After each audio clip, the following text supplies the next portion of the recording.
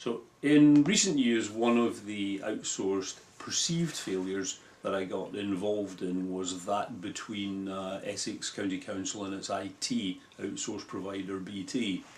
Now I would have to say that my early view on that was that an outsource that had run 7.5 years of a 10-year period actually is pretty successful. Once you get a 7.5 years out of 10, you do not badly. But it was very clear that the needs had diverged from the ability of the supplier to deliver, and something had to be done. There had been attempts to remedy the situation, but those had failed. And as is the case with all of these things, there had been failures on both sides in addressing this issue over the years, and it had simply got to a point of being completely untenable. I went in initially to assist with the exit and building up the exit case and the exit plans.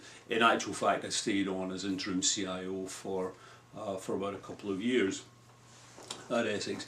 But the key features are, first of all, think about the people.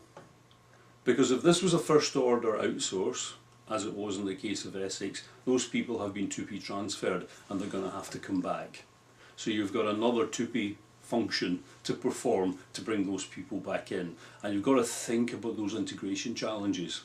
You've got the people who exited out into the outsource provider and the ones who were left behind in the retained organisation. All of a sudden they're coming back again to join an organisation which, due to its man marking, has grown significantly larger than you would have expected for a retained organisation.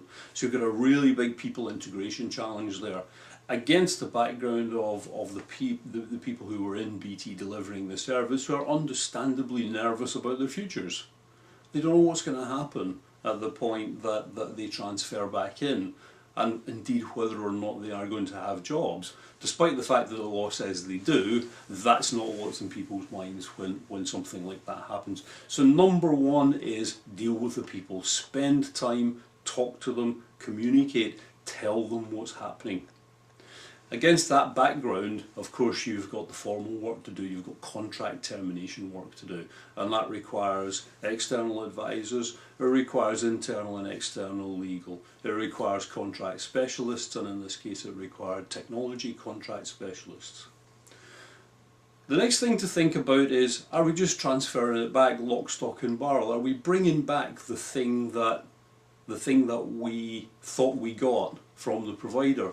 Or in that process, are we going to make some changes? Is this an opportunity to reassess our operating model? And in the case of Essex, we decided that, law notwithstanding that everyone came back, that we would change the operating model.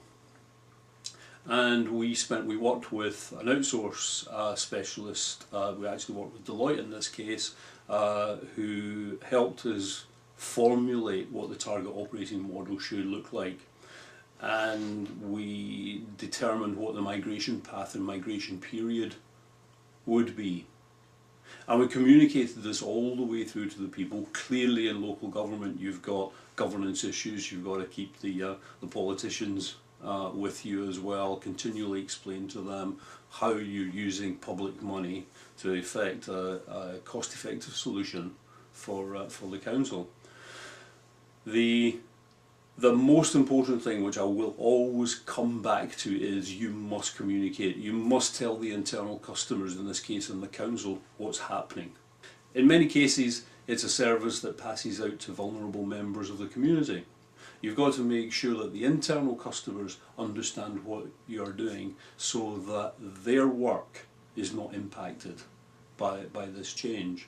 So communication is absolutely key to successful transition from an outsource which is seen to have failed into an internal function, if that's your chosen option.